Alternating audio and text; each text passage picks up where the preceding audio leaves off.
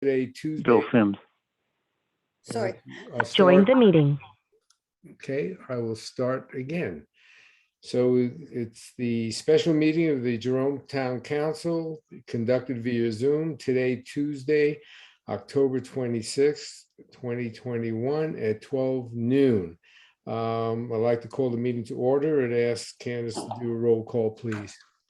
Mayor Dillenberg, Here, Vice Mayor Wirth, Present. Ms. Barber, Present.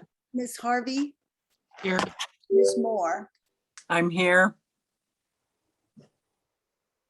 great. And I see Jay Kinsella joining us. Okay, the meeting is called to order. Just really quickly, just so you know, today's meeting, when I signed up, when I picked this day, I only had an hour available.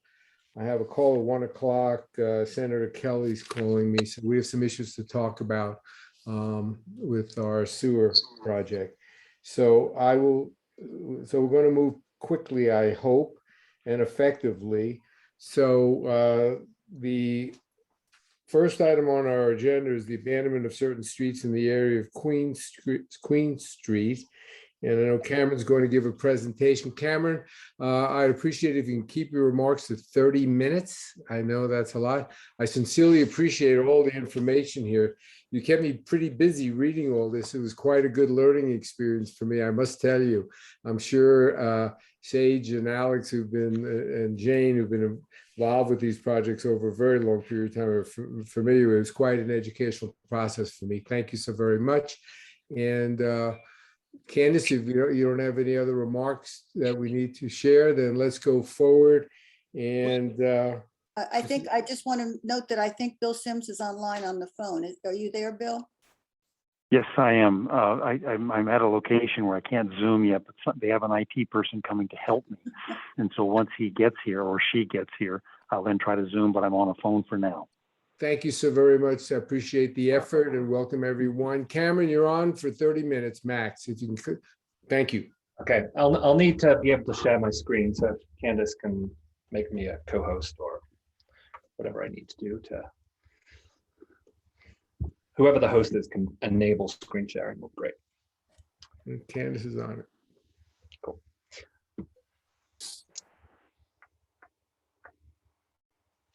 So Jack, I know for you and the rest of the town council, it's a lot of reading to get through, but equally the research took a couple of months because we had to delve into the history of some of this. And I know in talking with Rusty and Marty and Chief Muma and Jay and others, there are differences of opinion along the way of how things happened, but I think we're going to really focus on the facts of what happened as a result of decision making.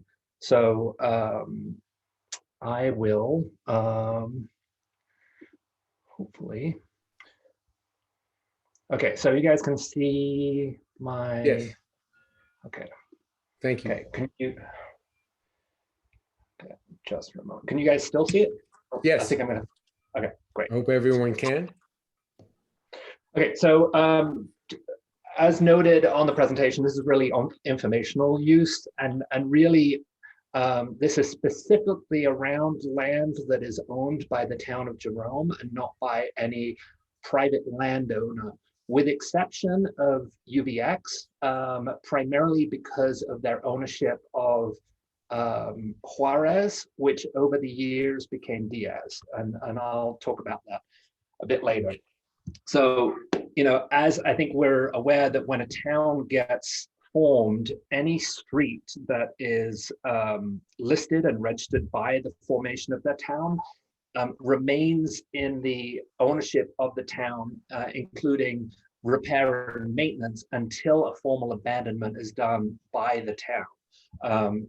And that's important because certain streets have been abandoned over the years, whereas others have been kind of abandoned informally, but not formally. And I think we're in a situation like that over the last 30 years around this area.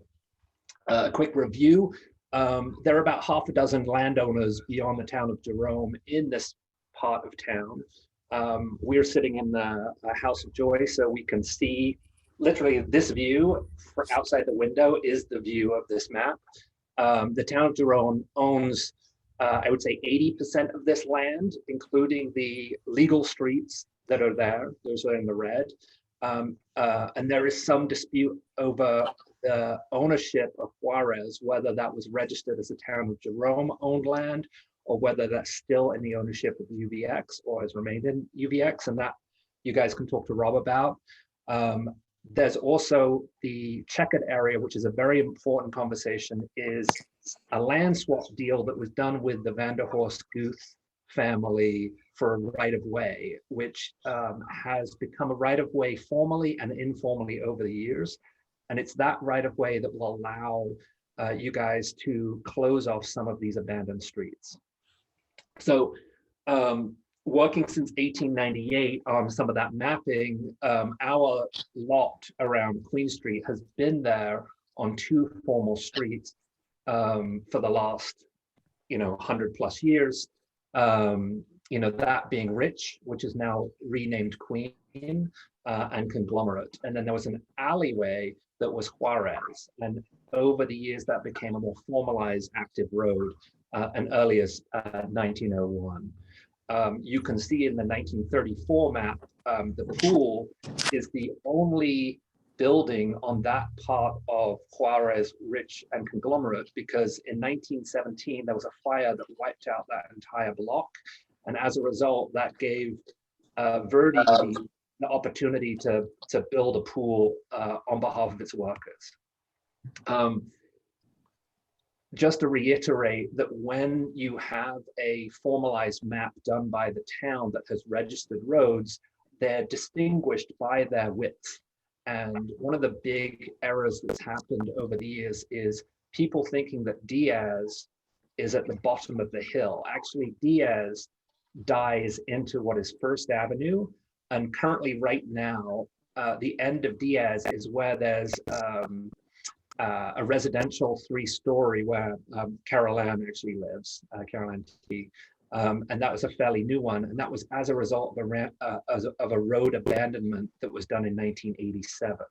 But what this map does show is certain streets are 40 feet wide, which is the street width needed for a town, and some of them are 25 feet wide, which is a right of way or an alleyway. So you can begin to kind of figure out, what is official streets and which are streets that are to be maintained.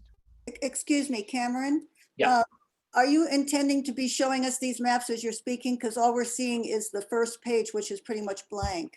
Oh, that's good. That's why I was going through it. Okay, thank you so much. Thanks, Okay. Candace. Yeah, I was noticing that. Here we Okay. go. Do you see the presentation now? Yes. Okay. So again, this was that first page. So that was the visual photo of Jerome. This was the map that showed the town of Jerome's ownership of both the land.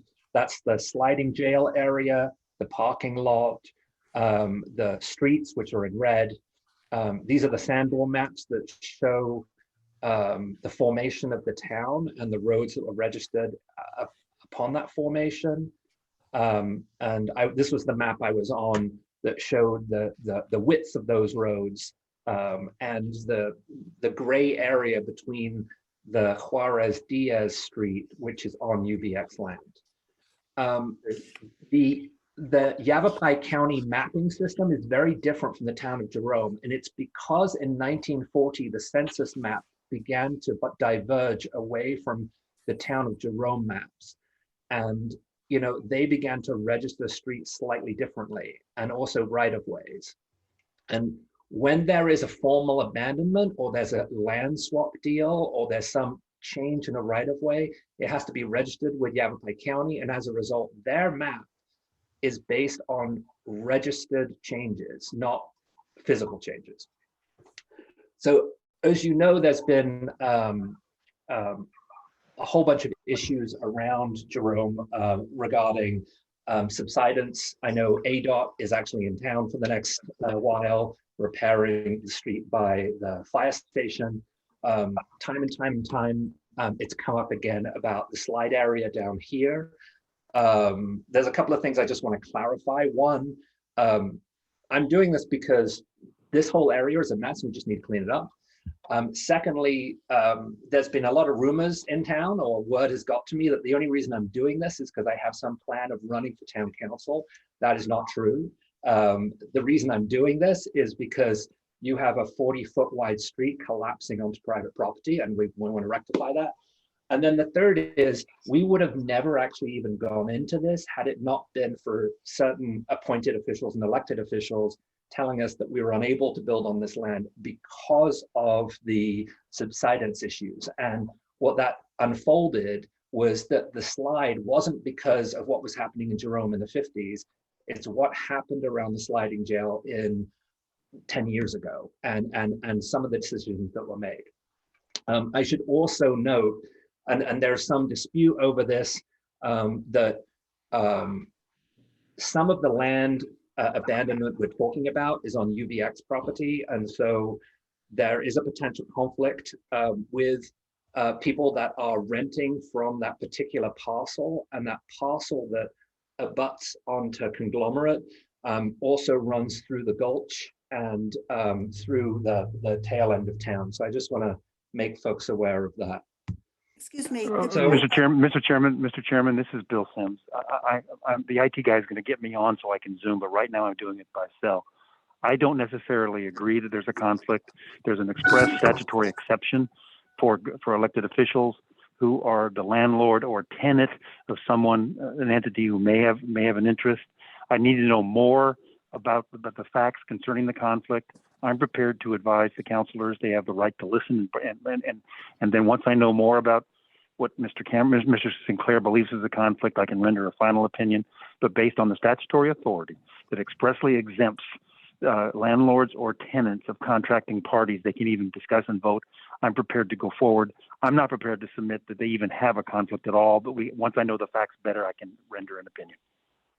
Thanks, Bill. Okay, thanks, Bill. That really just came about because on a prior project to do with the school, we had a council member that had to recuse themselves as a result of that conflict of interest. Given it's the same landowner, I just wanted to put it out there. To be honest, I think everybody that's on the council can contribute a lot to this because many of them have been heavily involved in this, and have also warned about this issue over the years. So going forward, this is just the maps that's done by the Yavapai County. It's very important to note that they don't recognize Juarez or Diaz or Queen where it is, because some of that happened and was not formally registered with the county.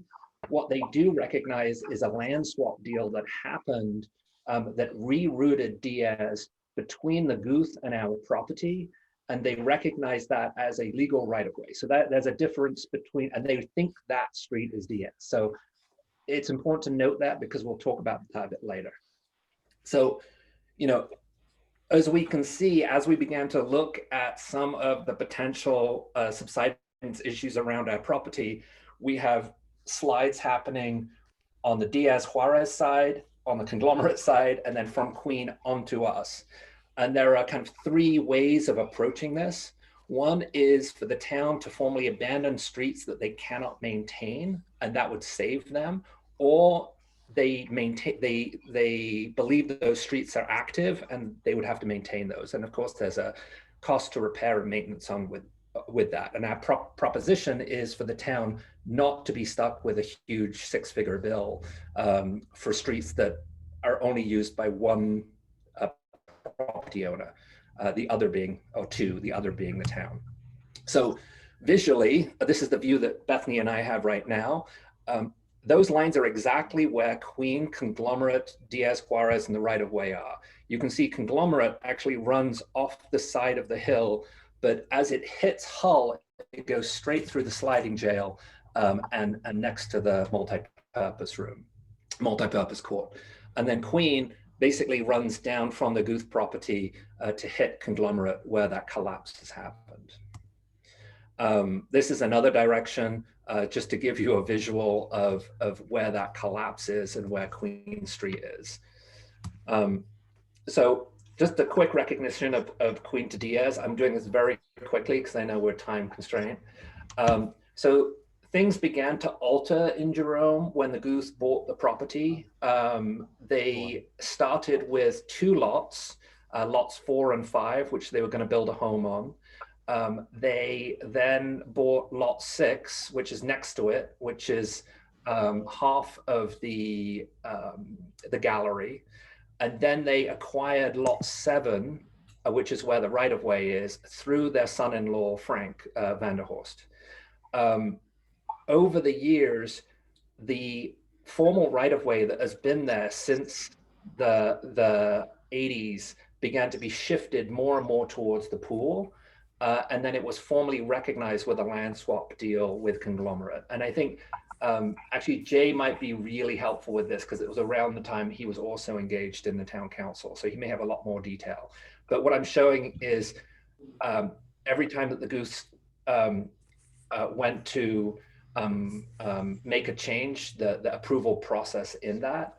And it's important to note that in 1997, there was a meeting that was done while Jack Guth was on town council on the property to close the right-of-way as a result of repairs.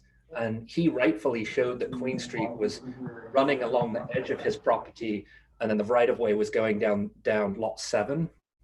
But he voted to close access until the town paid for the repairs. But what happened subsequently is they just kept it closed, and then they bought the land that lot was on, that right-of-way was on, and then they built on it. And so, and that happened between 1996 to 2002. And you can see right here is the fax that is from the SWI surveyors as part of that land swap deal. The issue is that the land that they swapped was actually part of Conglomerate. So the town used part of an active street to swap for a right-of-way on lot 7, which is where the Queen's Gallery is sitting. That right-of-way has been used to access Diaz Juarez over the years and runs onto UVX property. Over that time, running in parallel with that change to the road, they also changed the use of the gallery from a gallery to a restaurant, and that was approved. And when that restaurant approval was given, they also got a liquor license. But in order to do that, they need to have ADA access and an ADA exit. And they were given approval to have an ADA exit onto that right-of-way, which was closed off. So, legally, they now have a restaurant business, or whoever buys that property can buy both the property and the LLC that runs alongside that property and claim that they have an ADA access, and therefore the town has to maintain an ADA compliant road to allow somebody to escape or to escape. So it becomes if that ADA compliant issue wasn't there, it wouldn't be a problem. And you can see in the image that ADA door, it has to be a 6-degree slope as well that gets you into sloping issues. A few years later, Jack complained that nobody was coming to the gallery. So he petitioned to have a new road to be built in front of the sliding jail. That sliding jail road got built, and what happened is the sliding jail filled up like a bathtub. That water caused the uncompacted soil that was put down to collapse, and that road collapsed down the hill, and that caused the infamous kind of subside. The subsidence wasn't it happened. The town built a road in front of the with water during the monsoons, and then that road collapsed in less than a year. See here, my internet is unstable, that's not good. You can see here briefly the road in front of the sliding jail. So you can't actually see the sliding jail in this image. Very quickly, just to note, Diaz has always been connected to Queen via that right-of-way, not via conglomerate, always by that right-of-way. And what you see in the 1992 image is a right-of-way that goes right next to the Guth property, the original Guth property, the Queen's neighbor, and then subsequently it was moved every few years so that they could build on top of what was that right-of-way. What that caused is a shift in that right-of-way. And that shift is important because the Jerome Fire Department needs to get down there to maintain access to that road. So this is in 2011. 2012, in order to get that ADA compliant access, the Goose and the Vanderhorsts, they had to work together because Frank actually owned the land as a 50% ownership with Jack. They built a road, and that road allowed them to, and it was a newly formed right-of-way that would connect down to Diaz. And that road was built explicitly to be able to get the liquor license and the restaurant license. Of course, that road collapsed in less than a year. And so they asked the town to redirect Queen Street again. And when they redirected Queen Street, they actually created parking for themselves on Queen Street. And so, you know, you can see that parking spot there actually was the Goose parking spot.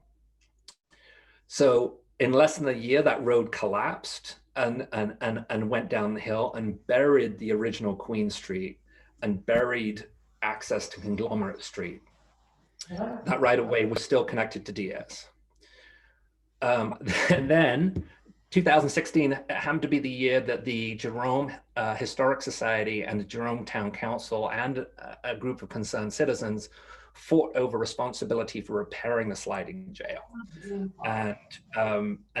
And they had engineers do estimates for repairs for the slide, and those estimates came in at $450,000. The town didn't have the money. The Jerome Historical Society said, hey, you know, the sliding jail is ours. I'm paraphrasing Jay, so I'm sorry. The sliding jail is ours. You know, you had to maintain it when we gave you the land.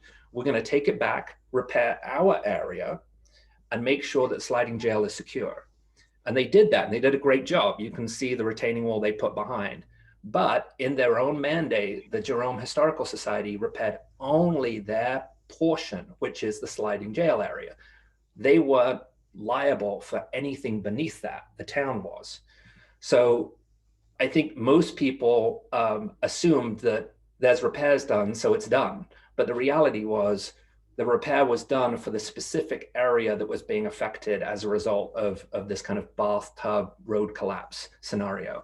And I will note that on December 27th in 2016, there was a vote that was done and two people had to abstain because of a conflict of interest. And the one person who voted against it was actually Alex Barber, as a result of this specific issue. The engineers said, look, if you do just this portion, we're going to be in trouble. So you got about 6-7 minutes, just to give you a heads up. That's good. I'm close to the end. Because this is just important to show that you can't really, why you need to abandon these roads. So anyway, the Queen Street was completely buried with non-compacted fill, which is why it continues to begin to collapse because it's pushing up against Queen Street. And here we are today, and you have this right of way. So there's some issues to be resolved with UVX, and I've kind of spelled those out, primarily because UVX owns a lot of the land that is the only access to that site. So the question is, do they actually own Juarez? Is it legally responsible for Jerome? And if they do, then that's another set of issues. But if they don't, then UVX and the town of Jerome have to figure out that end of town. This is Diaz Juarez right now. Our proposition is not only to end the Queen Street. Actually, the town doesn't even have to do much because they've already redirected Queen Street into the parking lot, and it hasn't been maintained in 8 years. And so it's just doing the paperwork that will allow this to be closed off. And what they can do is the land that was active streets can be rededicated as a park so that there will never be anyone building in front of the sliding jail, and it will ensure that the town has that view. These are just examples of the town abandoning roads in the past. There's been resolutions on multiple road abandonments, easement abandonments, and utility easement abandonments. We are just looking at the area that is around our site, primarily to limit the legal liabilities of the town around our site.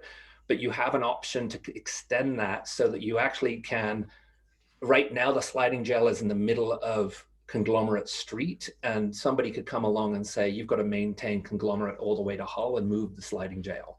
So you can get it around that. What happens when you abandon streets is it's split down the center line, and the abutting property owners gain the land, which means that the town of Jerome would be gaining 20 feet of land all the way on those streets. And it will allow them to kind of expand and limit their liabilities. The proposition I'm saying is that we would actually take ownership of some of that land and we would pedestrianize it.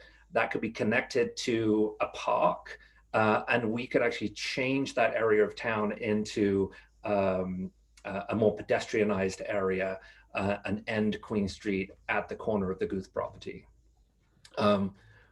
You guys have seen this on the presentation, but we worked with engineers and legal teams to figure out what the financial liabilities and the costing would be to repair Queen Street and Conglomerate Street. There are three options. One, we take it on and we pay for it all, so it would cost us the money to do the repair. The other is the town has to either retain Queen Street and then the land they take from us, because you're going to have structural supports on that retaining wall. They would have to give us land because they're taking from private property. The third is to do on the other side, which is on town-owned property, but that doubles your cost. So you're looking at $700,000 repair. You would both have to fill it, repair it, and then maintain it. So it doesn't make sense when your only person is us and we already have access at that corner point. That's it.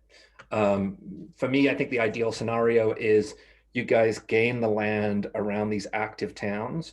You make an agreement, or you find out what your legal issues are with Juarez Diaz on the UVX property, and then you're not liable for that issue. But it's important that you maintain that right of way between what will be Queen and Juarez so that there is access, or you need to decide that that street is no longer a street and you have to abandon that right of way as well. And then that land will be split.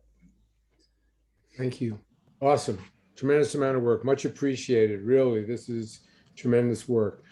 I don't know, Bill, or before we go into our executive session, closed session, are there any questions from council members or our attorney? Alex has her hand up, Mayor.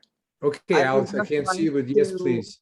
I would like to clarify a typo Okay. in our packet. It's page 30, but Cameron Sinclair just showed it in his presentation. It's page 31. Okay. It talks about December 13th, 2016, and talks about Mayor Vanderhorst property.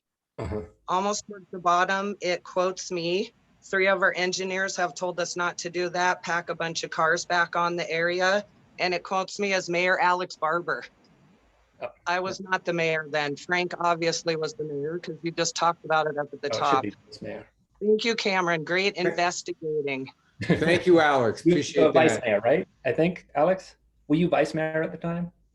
Councilman. council? She was I council. was not. I was just a council member at that point. Yeah. Yeah. Yes, and a good one. Okay. Cool. Thanks.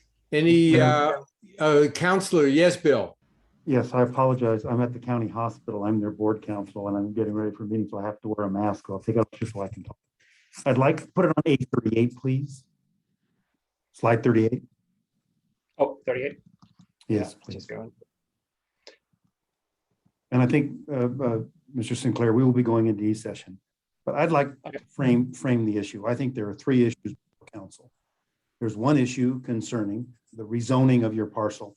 And that is the greatest discretion that the council has, and they can make an informed decision and likely will decide from a planning standpoint if it's wise to consolidate into one zoning. And that'll be a legislative decision they can make, and they will make.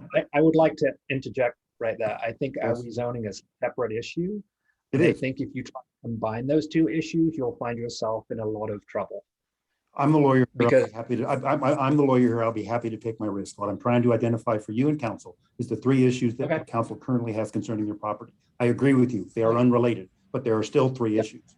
One is a Okay. rezoning, that they have the broadest discretion, and it's not tied to anything else if had you let me finish. Secondly, it's the issue of subsidence. You make the statement here that they may have exposure. They may, but others may as well, and I'm not ready to concede liability. And the third is the power to abandon. The reason I wanted to list all three, that is a more narrow power that's constrained by statute. And so they need to be able to show that they're abandoning their property, and you even acknowledge that some of this may be UVX property. And then the result, after the abandonment, they can't deny a property access. So that's what we'll be talking about in E-session. I completely agree with you, Mr. Sinclair. But the first issue is separate from the other two. But I just want council to know that those are three issues that they have to resolve. Thank you, But we're Council. not talking about the rezoning right now. We're really just focused on this other two. That I agree wasn't with you. part of the special. I thank you so much. Thank you, Cameron. No more questions? I see a hand up. Sorry, Sage, yes, and Jane. I see both of you now. I believe Jane was first. Thank you, Sage. Jane, please. I would like a clarification on this map that we're looking at now. Where it says G/V and has lines going through it. Yeah. That is the access or right of way you're talking about between your property and the Goose property. That is correct. And you're saying that that is still a right of way that the town is supposed to maintain? Yes, based on the parcel land swap deal that was done with the Guth Vanderhorst, that made that an active right of way. And they needed that right of way in order to have the ADA access.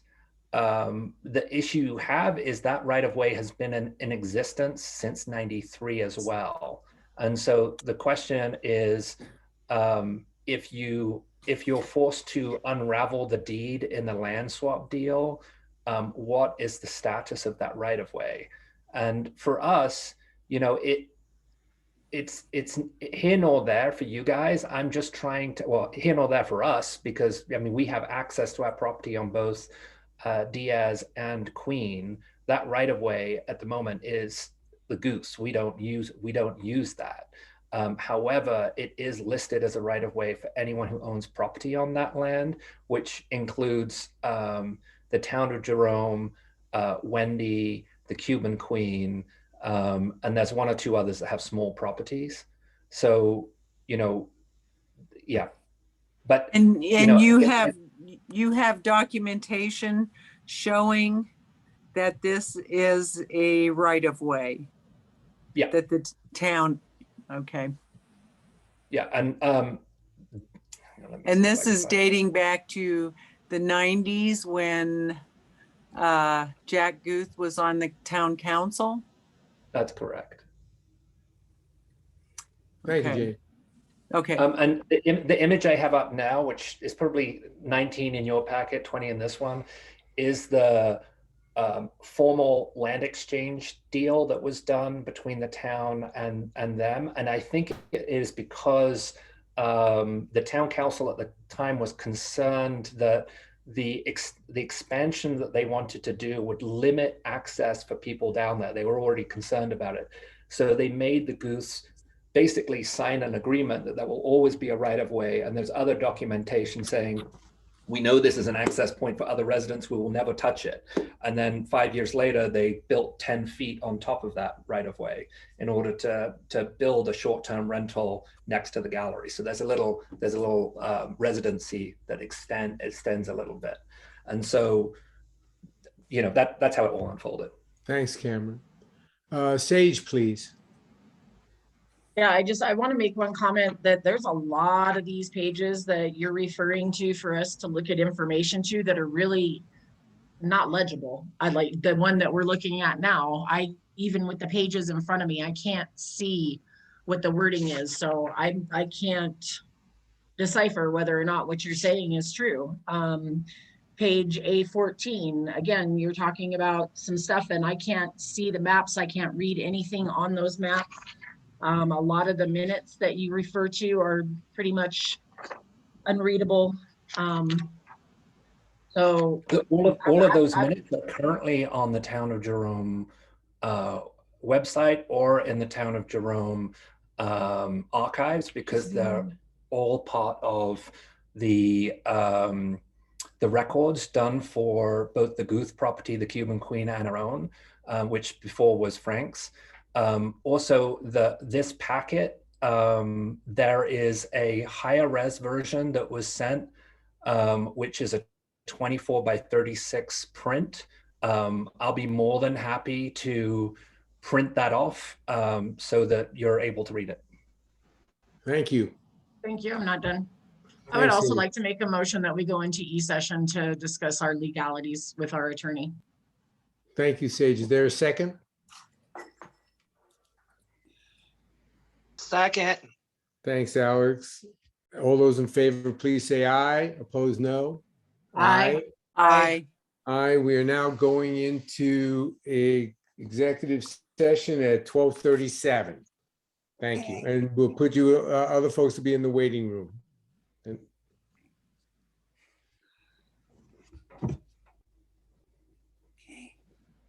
Okay, bear with me while I move people into the waiting room here. Thank you.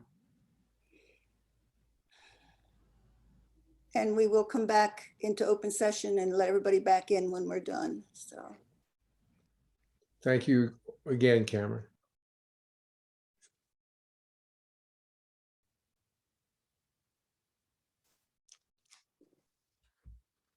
Takes a while, sorry. See, Chuck's got his, that's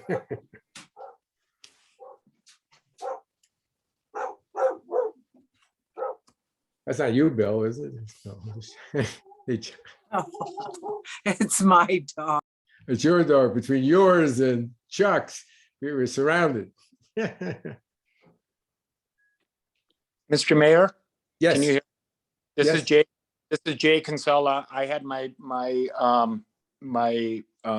telephone on mute. I apologize. Is there? There'll be room for public comment after your e-session. Yes, we'll be going back into public session when we finish. Absolutely, please. We Thank want to you. hear from you. Thank Yes, you. please hang around, Jay. Yeah, Yeah, absolutely. I was trying to get in there before your e-session to make a couple of comments, except that I had it on mute. Sorry. That's all right. Let's see. Got to Okay. love modern technology. I know it. Welcome to my world. Okay, great, Jay. Thanks so much. Thanks, Jay. I'm putting you in the waiting room. Let's see, is that just us now? I think so. That's what I see. And Okay. Mandy, okay, going back to open session. Mandy, please chair. And, I'm leaving. okay, I'm Thank gonna you all let very everybody much. back in now. Hold on.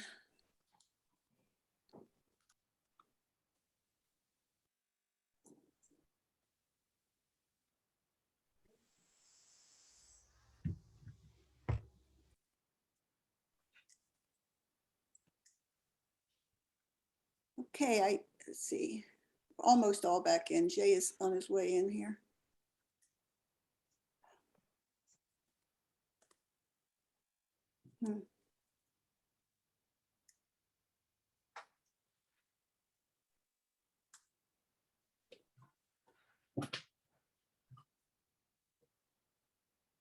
Well, everybody in the waiting room is back in. Jay Kinsella, it says joining for a while, so he might be having some technical difficulty, but Shall we move forward, Candace? Sure. Okay. On behalf of the Dr. Mayor, I'm going to take over chairing this meeting as he has a call with Senator Kelly. We're back in open session at 1:01 p.m. What we have, we are grateful to the presentation from Cameron. It has raised several questions. And so we've directed the town attorney to contact Mr. Sinclair and clarify some of those for our consideration, so that we can make a decision based on solid and good information that everybody is aware of. At this point, I'd like to see if there's any comments from the council, and after that, open it for public. Council, anybody? Candace, do you see anybody on the council? I don't have good video. I don't see any hands up. No, no. Okay. Excellent. Any hands up? Any hands up from members of the public? I'd like to speak, Jay Kinsella. Thank you, Jay. Go right on ahead. I appreciate what the council is doing in regards to this. Anytime that a resident property owner approaches the town on abandonment, it becomes a really big issue. I dealt with an abandonment back when I was a mayor, when we were looking at the Hill Street extension that was done. And it takes a lot of time, a lot of energy, and a lot of fact gathering. And I appreciate you guys, making sure that no stone is left unturned to make a sound judgment and, concern in regards to, the public's asset, basically. What I'd like to do, if I could, and I'm just going to buzz through this, as quick as possible. And if you have any questions, feel free to ask. This started back when Jack and Denise Guth owned a piece of property. And as Mr. Sinclair was saying, this came about, they built a residential area. Then upon that, they also then built the Queen's Neighbor Gallery. One of the reasons why I actually ran in 1997 is because I felt that Jack Guth had a blatant conflict of interest and a personal gain from this, as Cameron even mentioned prior to you guys going into E-session. There was no traffic going to the gallery, so he decided to go ahead and put in a road for personal gain. Another thing to bear in mind was when he was building his house and then subsequently Queen's Neighbor Gallery, he had to provide parking off street on his own property. Because he chose to build his structures, not only his private residence, but the Queen's Neighbor, he actually built into a hole. If you noticed, prior to the Cuban Queen falling down, everything was kind of up above and on the Queen Street, or historically the Rich Street level, with foundations bringing it up. Because he was a builder, he got to choose however he wanted to do it. Subsequently, what ended up happening is exactly what everybody told him was going to happen. There would be water coming down, drainage, and things like that. So we are where we are. A couple of concerns that I have is this. Myself, Jay Kinsella, being within the 300-foot marker of this discussion, and also the Jerome Historical Society that also owns property within the 300-foot area, was not given notice for the P&Z meeting. Matter of fact, I ran into Mr. Sinclair in front of Spook Hall one day, and I informed him of that. All adjoining or within the 300 boundary, not everyone was in contact. That was a concern. Why you guys were in E-session, I happen to live on Rich Street, and you can refer to all sorts of maps. Mr. Sinclair referred to the Sanborn maps, which are basically what a Sanborn map is, if you don't know, is it was a map that was made up for insurance purposes. It showed the buildings, lots, the width of the roads, not necessarily roads that were actually put into place, but as Jerome expanded, a possible road that might go into place. That's where, when you look at the maps that he's provided, it shows Diaz Street, Juarez Street, Ridge Street, Conglomerate was in, that type of thing. So the other thing that I want to touch base on is, again, Mr. Sinclair stated and used a couple of images from the GIS mapping. And with the Yavapai County GIS mapping is this: before you can go any further, you have to push a button that says disclaimer, that basically says their lines aren't true. So that's also something for the council to bear in mind. One of the major concerns that I have is this. Picture yourself in front of where the Cuban Queen used to be. Some people that have been around for a few years will remember that there was a sidewalk in front of the Cuban Queen. That side, at the edge of that sidewalk, was the edge of what was Rich Street, which is now called Queen Street. And it went directly across across in width. And I stepped it out the other day, and it's 25 feet. While I was in while you guys were in session, again, I live down here on Rich Street. I hopped out and I stepped off Rich Street down here that hasn't had any changes in it whatsoever from it being Rich Street, and it is exactly 25 feet.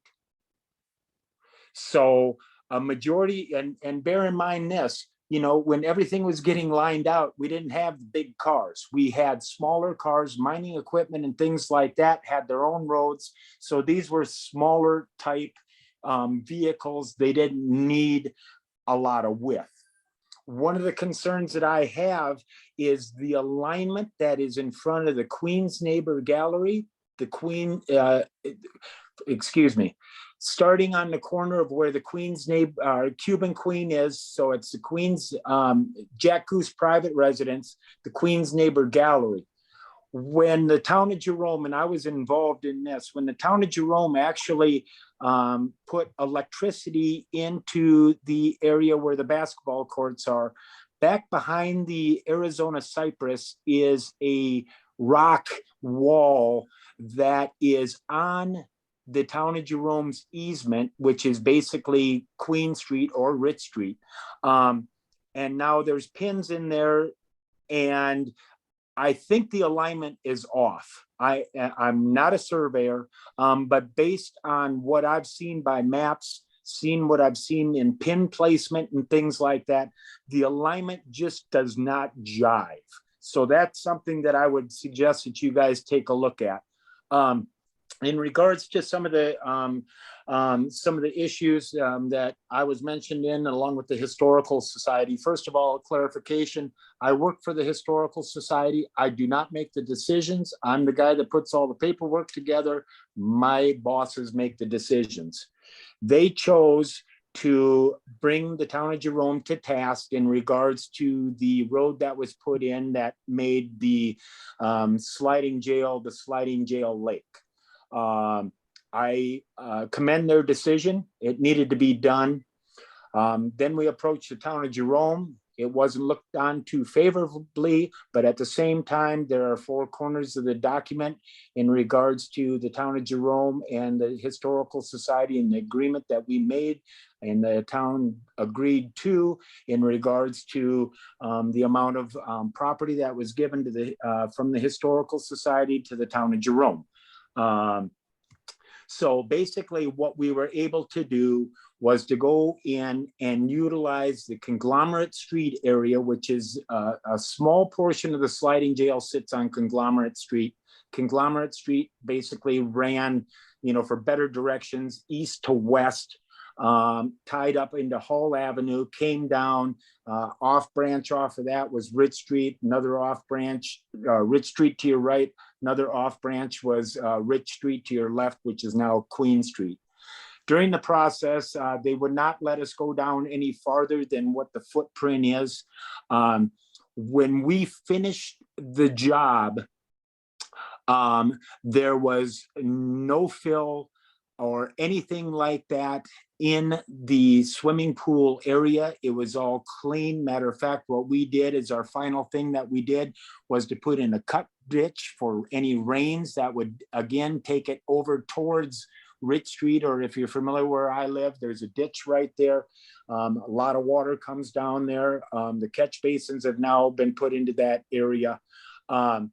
Subsequently, what happened, the previous owner, Frank Vanderhorst, went down after we got done with a piece of equipment, and he wanted to uncover the whole area of the swimming pool, which included the concrete area, which is in the area to where you guys are talking about or looking at abandoning, which is part of Queen Street, Rich Street.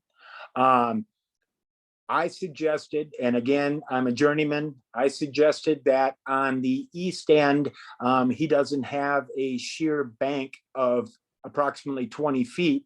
On the north end, which is the easement area or the land swap area, another 20 to 25 feet. You just don't do that in Jerome. On top of that, throw in, the subsidence area. The last time I talked to ADOT was in 2020 at the height of COVID. ADOT came in and was doing measurements on the inclinators that were put in I think the year was 2000 to see any movement. In 2020, talking to the gentleman with the data that they were collecting, there was no measurable movement in both locations. The subsidence and all that stuff happened in 1935 and a half and into 1936. And a majority of the subsidence was up on Main Street, from Main Street down to Hall Avenue, then down to Rich Street. Subsequently, it's really easy to push stuff downhill. So what ended up happening is a lot of Main Street, a lot of the uphill side of Hull Avenue and everything were all pushed down. Matter of fact, in that area, and it is put on maps, both GIS mapping, Shepard Wetznitzer's mapping and things like that, you'll see a kind of weird shaped thing. That is actually a huge concrete slab that sits down below Conglomerate Street and below the Sinclair property. One of the things that I would actually kind of wonder about is with the land exchange, has the town of Jerome or Mr. Sinclair done a true title search on that piece of property? Or was this just a gentleman's and handshake and a wink, wink, nod, nod, and nothing was ever recorded? So that would also be something that, I would suggest that you guys check into. The other thing that kind of concerned me, and jumping back to planning and zoning, is, there was a lot of items on their agenda. And again, I apologize for that. I thought that the meeting started at 7. I was going to interject a couple of things. I got on at 7 and the meeting was already done. That was my fault. But, for them to have a half-hour meeting on significant issues and pushing it onto your guys' plates, that raises a little concern with me being a property owner here in Jerome, to where, they just as soon necessarily not want to deal with it and throw it onto your plate. You guys have plenty to do. So be very careful with this. If you guys are going to look at abandonment, look at the history on the Hill Street extension. Hill Street, again, was the extension, which is the area to the, if you're looking at the Grand Hotel, to the left of the Grand Hotel, Hill Street was on the Sanborn maps. A gentleman owned property at the end of that, decided, hey, I need to get to my property, bulldozed an area in there. The town said, stop, you can't do that. He says, it's a road, I'm doing what I can do. We ended up spending a lot of money in regards to the abandonment, but we didn't completely abandon the property. What we did was we abandoned the property with a right of easement to get in there at any time to do any infrastructure such as sewer, water, gas lines, things like that. So, don't think abandonment, then you wash your hands of it and it's a done deal. At some point, maybe later on down the road, maybe during your tenure, maybe not, somebody's going to want sewer and water, and then you're going to have to deal with a property owner to do town infrastructure on privately held land. So that's about all I got for you guys. Mandy? May I? Sorry, I couldn't find my unmute button. Yes, council first, and then we'll get to Mr. Sinclair. Thank you. Just for clarification, Jay, what year was that we'd be looking into the Hill Street extension?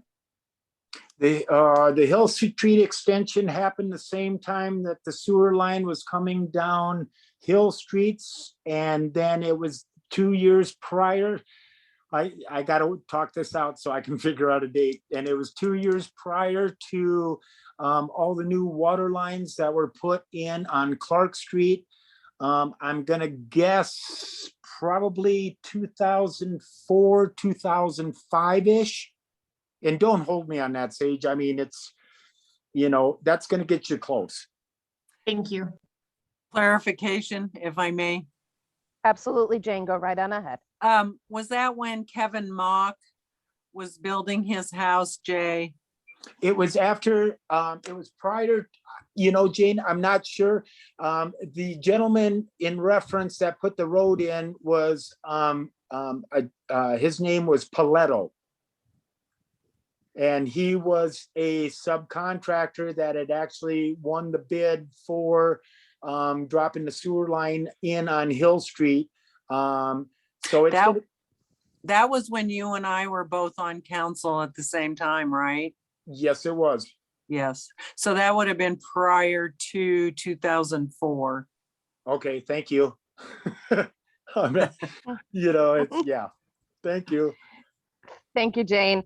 Alex, anything to add? Not at this time, Mandy. Thank you.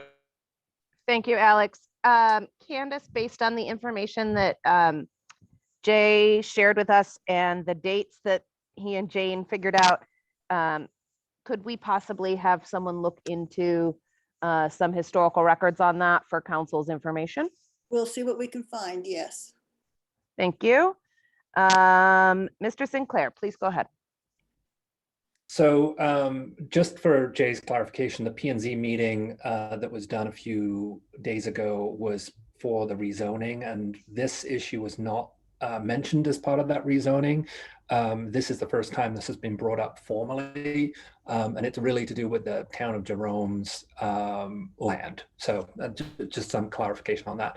Also, Jay's absolutely right at looking at precedent, which is, I think I referenced the number, the parcel number for that particular abandonment on the presentation.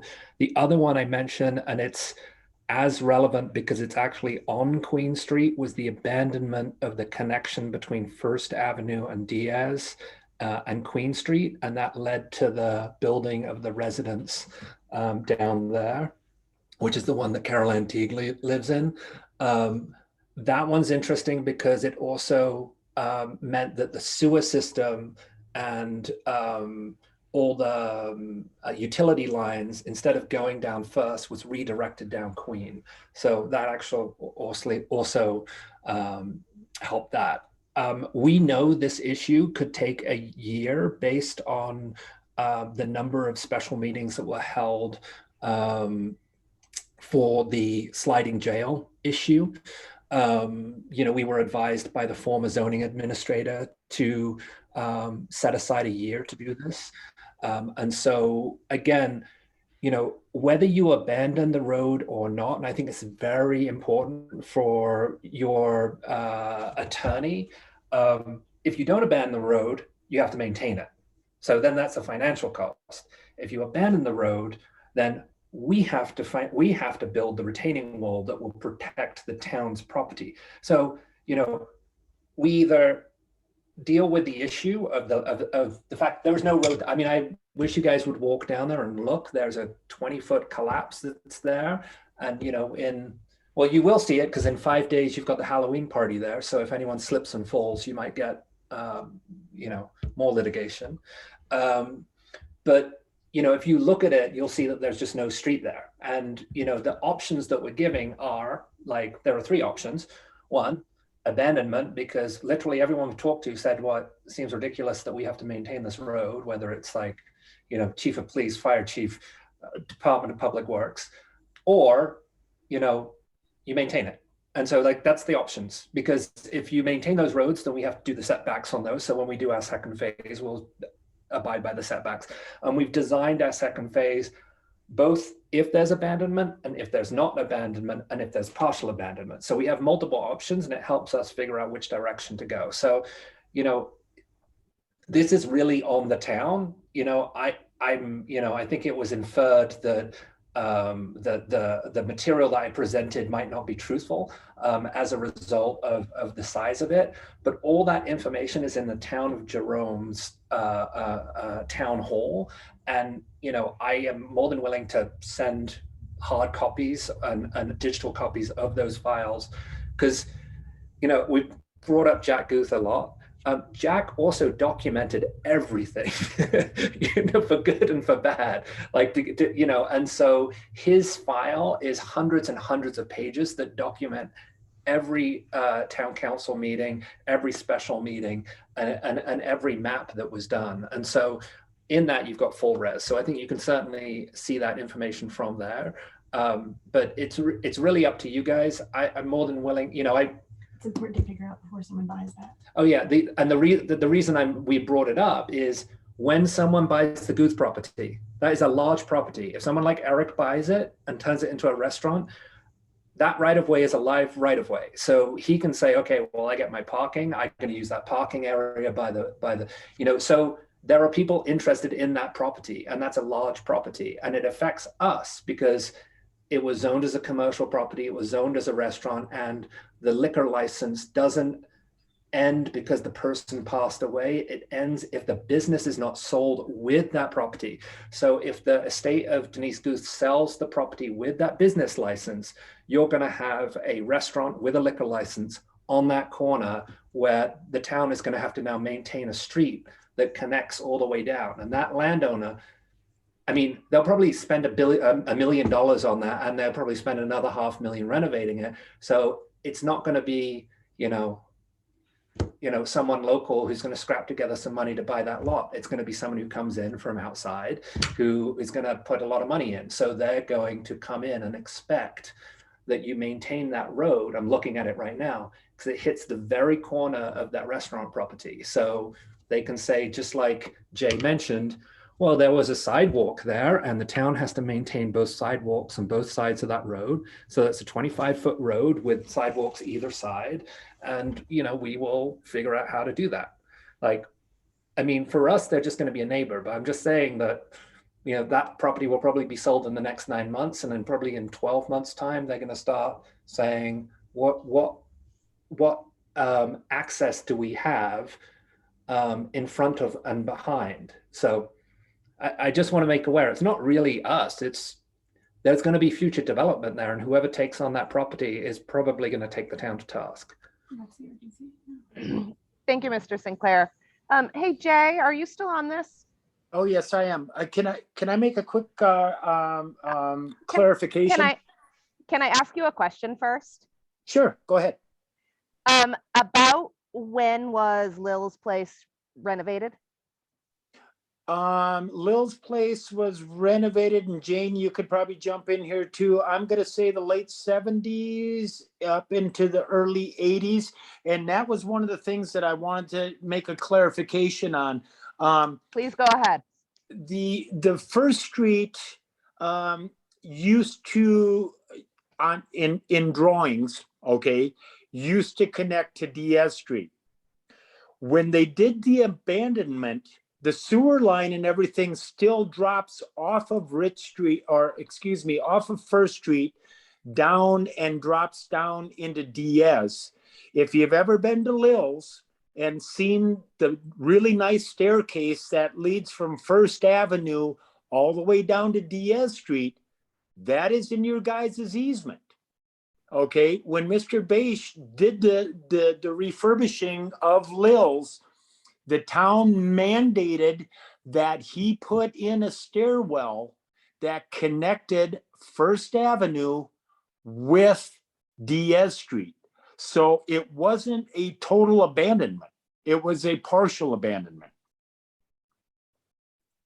Thank you for the clarification, Jay. I knew that you'd have information on that. Jane, do you have anything to add to that particular topic? Totally agree with what he just said.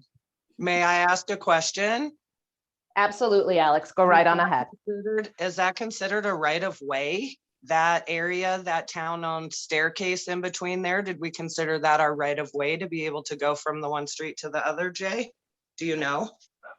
You know, the thing is I know when Shepherd Wetznitzer came in during this whole process, because we were trying to kind of get our heads above the water here when the Goose were doing their construction and the road was coming across.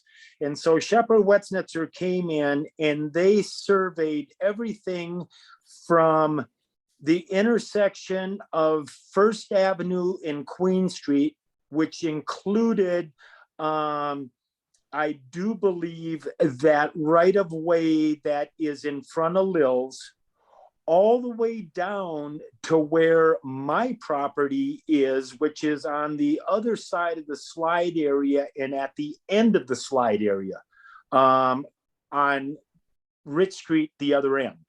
So, you know, the thing is, and Alex, you're kind of familiar with this. We had to do a title search on one of our properties here in Jerome, right in front of God and everybody on Main Street. And in the last 20 years, we have lost approximately 15 feet of a C1 zone lot. And we're still trying to figure out how and why. Thank you, Jay. Hey, Sage, go right on ahead, honey. Thank you very much. I actually lived in Lil's for 2 years. And when I signed the lease, I was told by the landlord that the stairwell was town right away. I could not block with the gate that was at the top, at the top of the bottom set of stairs, because I was on the bottom apartment. So there's a gate there that I couldn't lock. I was told I could not lock if someone wanted to come up those stairs to get up to Queen Street and First Street, that I had to allow them to come through because it was town right of way.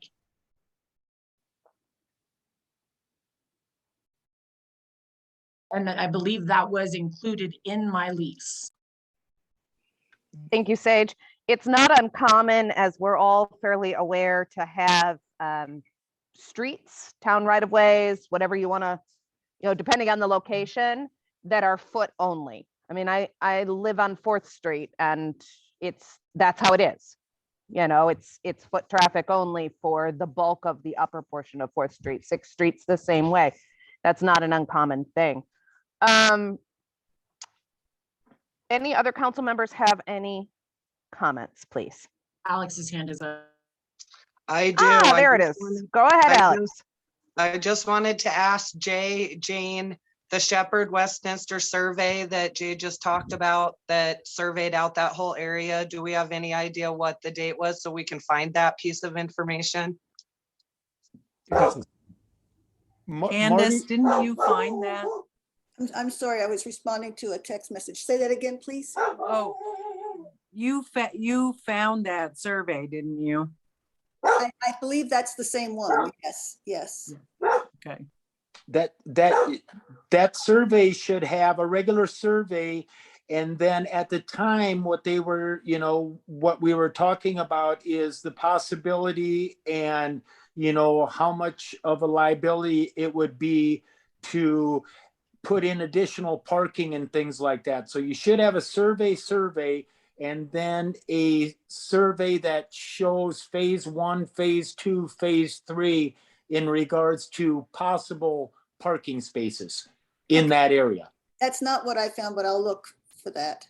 Okay. There's a couple in there. I have copies of that because that's what our realtor Donna gave us when we first looked at the property, was that original SWI survey map, because we weren't getting anything from Frank. And so I think I can send that to Candace as well. It's like 7 pages. It's a fairly robust survey. Thank you. Thank you, Cameron. That would be great. Candace, if you can disseminate any of this historical information and documentation that's being discussed to council so that we have it as far in advance to look over as possible, because I know it's going to be a lot of info, that would be great. Will do. Thanks. Cameron, is your hand still up or is that new up?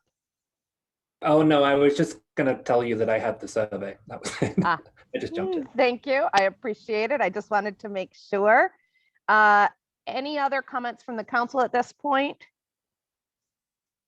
Alex's No. hand is up again. Alex, go ahead. My hand is up again with a little bit of what Jay talked about. I attend the Historical Society meetings and they had to do a title search. I think he said it was about $500. I think a title search on the property in question would probably be a good idea, as far ahead of the curve as possible, because the Historical Society had recorded data. There was a talk about maybe a land swap deal with the shake of a hand that was never recorded.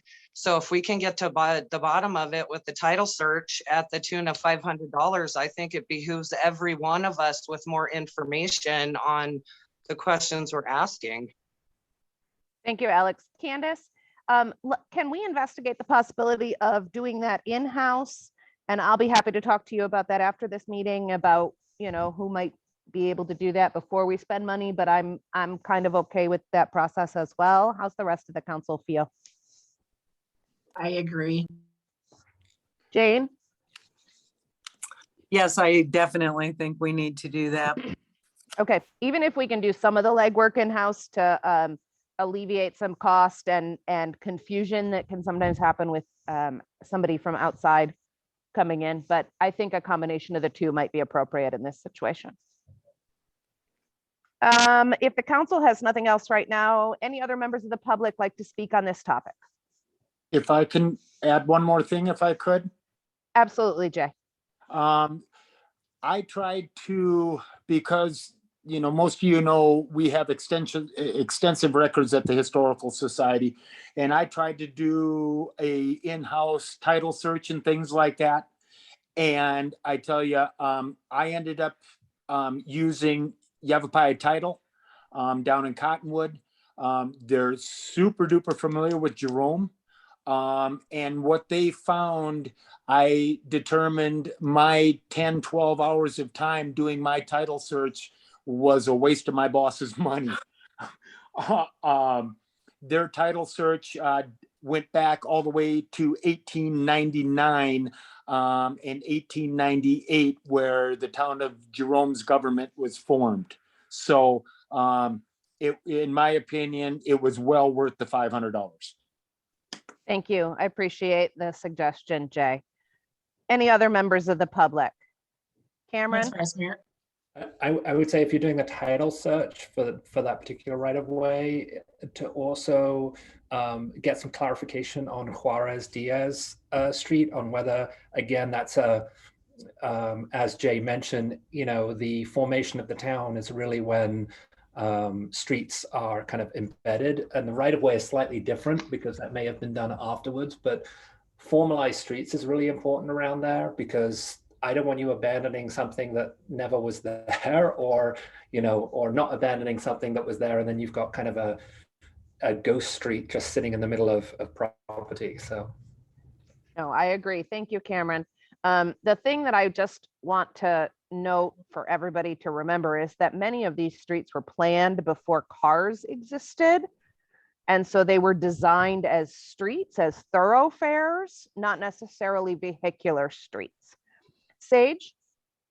Yeah, in reference to the title search, I've also worked with Yavapai Title. They're really good. I think that we need to make sure that we do this right. And if we need to pull 500 or 1,000 out of our contingency to get it done and get it done right, I think that we need to make sure that it's done professionally and with someone who really knows what they're doing. And I believe Yavapai Title could probably be that company.